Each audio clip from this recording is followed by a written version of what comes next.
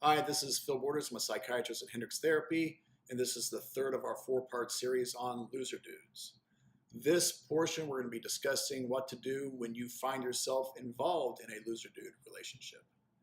Now, I see a lot of people who come in with depression and anxiety, and part of my job is to help them figure out why they're depressed, why they're anxious, and a lot of times it goes back to relationships. A lot of people who have been treated poorly in the past, and so they start feeling poorly about themselves, and they're much more likely to become involved in relationships that they're continued to be treated poorly. They are continued to be told that you're stupid, you're lazy, no one will love you but me. And if I'm a loser dude and I want control over you, the best way that I can get that control is to get you to feel lousy about yourself. So this is a way psychologically that you can overcome this barrier. First, again, is recognizing the issue. Second is to start working with a therapist to realize, you know what, maybe I'm not so bad. Maybe I've just been treated bad. Maybe this guy treats me poorly and I deserve better. So when someone starts making those strides where she starts feeling better about herself, starts standing up to the loser dude, then she becomes empowered, and the chances of her either getting out of the relationship or improving the relationship are much, much improved. Another psychological barrier is to realize that it's not just me, that there are millions and millions and millions of other people involved in these relationships, that I am not alone. And just knowing that you're not alone can be quite empowering.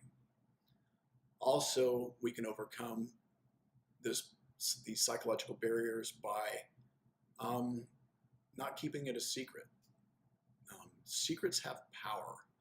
And if I'm an abusive or a bad or lazy or controlling or jealous husband or boyfriend, I really don't want other people to know that. And if you keep it a secret, I keep my power.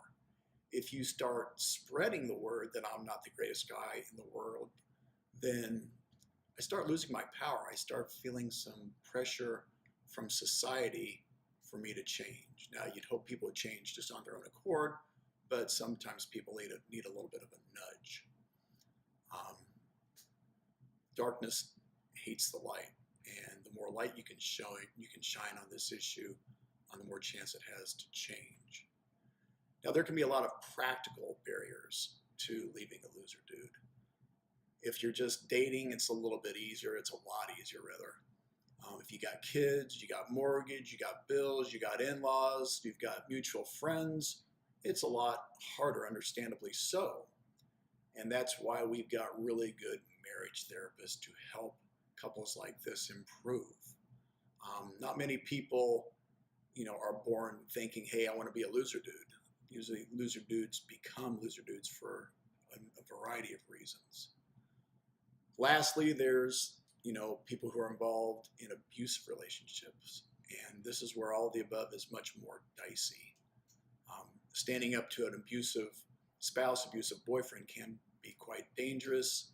I remember having a patient who was involved in an abusive relationship. She finally got away from him, met with him one more time, and he beat her to death with a hammer.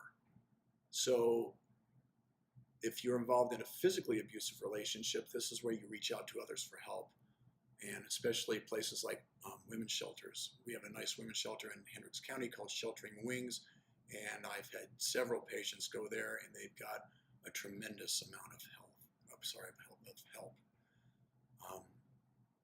So there's a lot of barriers to leaving a loser dude. They are doable, and the next time we'll discuss how to fix the loser dude.